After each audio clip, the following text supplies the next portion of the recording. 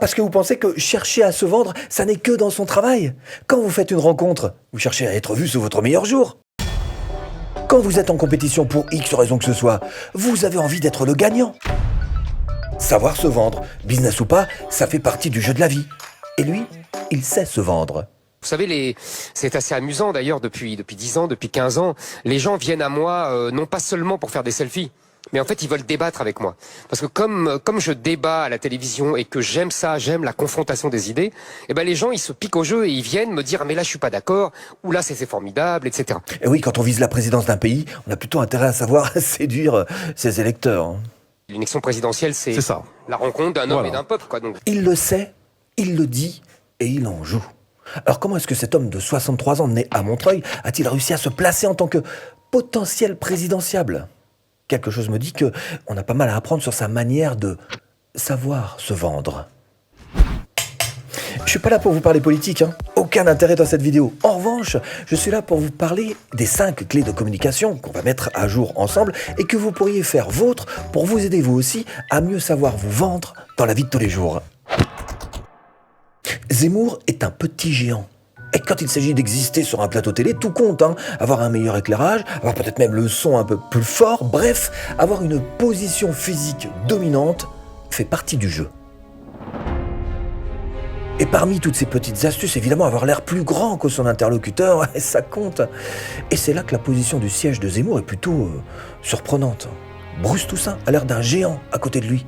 Alors la question, c'est comment est-ce que quelqu'un d'aussi averti que Zemmour a-t-il pu accepter ce déséquilibre ? D'accord, il y a une différence de gabarit entre les deux acteurs. Mais John Wayne faisait 1m93 et pourtant, déjà à l'époque, on savait compenser. Eh bien, j'ai peut-être une explication.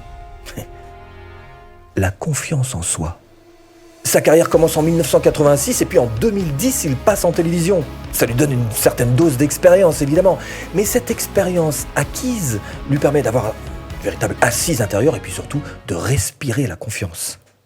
Moi, j'attendais d'avoir un peu plus de vraies réponses. Mais qu'est-ce que vous attendez exactement ? Surtout sur la classe moyenne.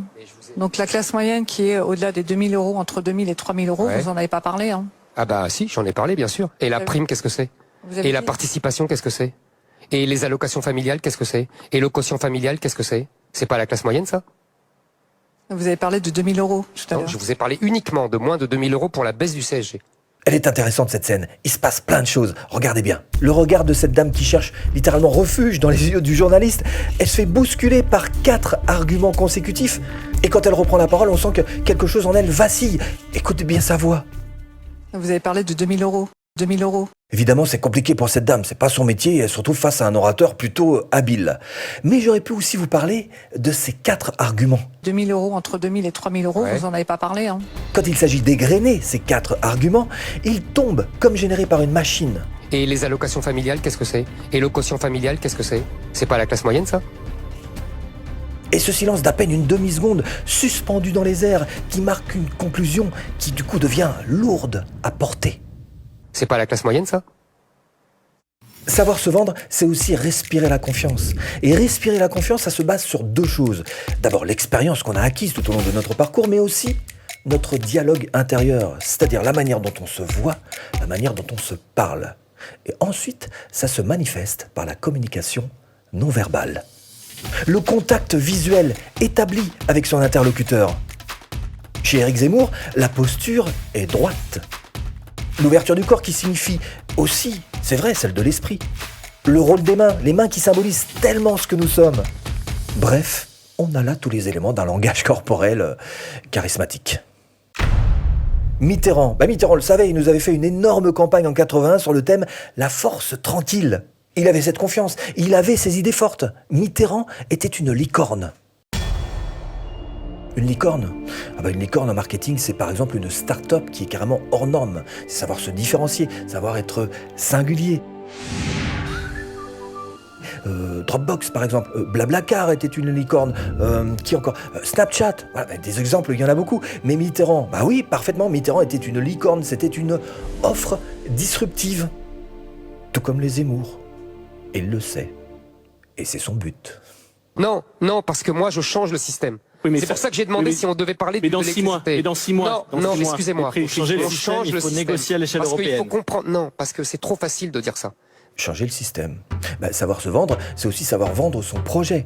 Là où d'autres candidats proposent d'adapter le système à leur vision, lui, il propose carrément de refaire un système, de créer un nouveau système, de changer le système. Alors évidemment, quand on sait que le précédent système ne fonctionne pas, son nouveau système pourrait très bien devenir une solution. C'est même carrément la solution.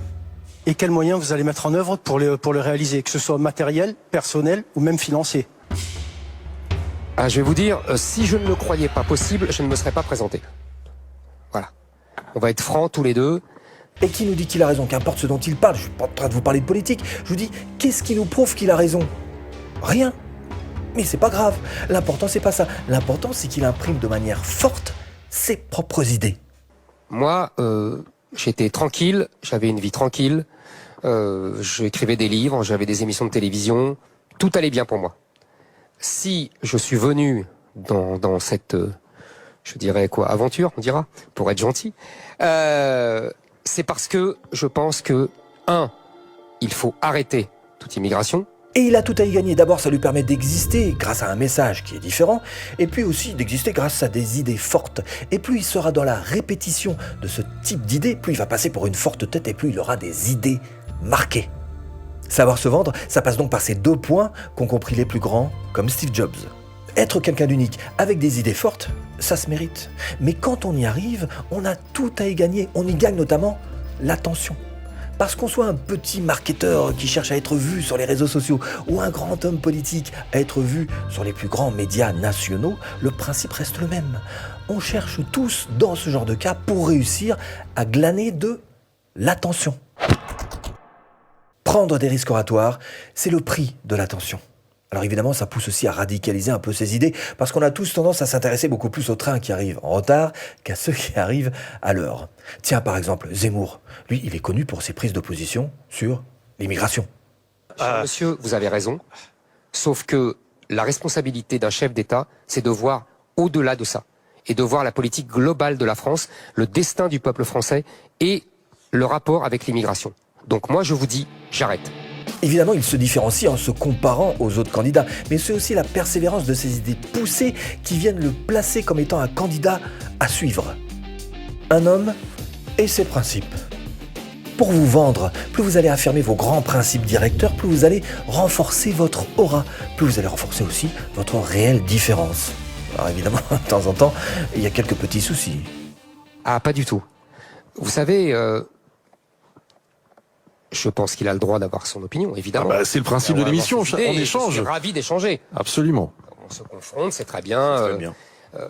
On ne se convaincra pas, mais au moins on échange parce qu'on est 2 Français, qu'on est le micro, s'il vous plaît, citoyens et qu'on aime discuter. Moi, j'ai plaisir à discuter avec monsieur.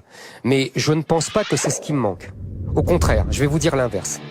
Le chemin n'est pas des plus faciles à emprunter. On prête le flanc à des critiques. Mais sa manière de présenter les choses, sa façon de régler les problèmes et trouver des solutions aux problèmes contemporains, et aussi la curiosité qu'il génère avec ses propres solutions, font de lui quelqu'un qui réellement sait se vendre. Et si vous voulez aller plus loin et vous aussi apprendre à vendre de A à Z, je vous propose cette formation offerte. À tout de suite, si tu cliques.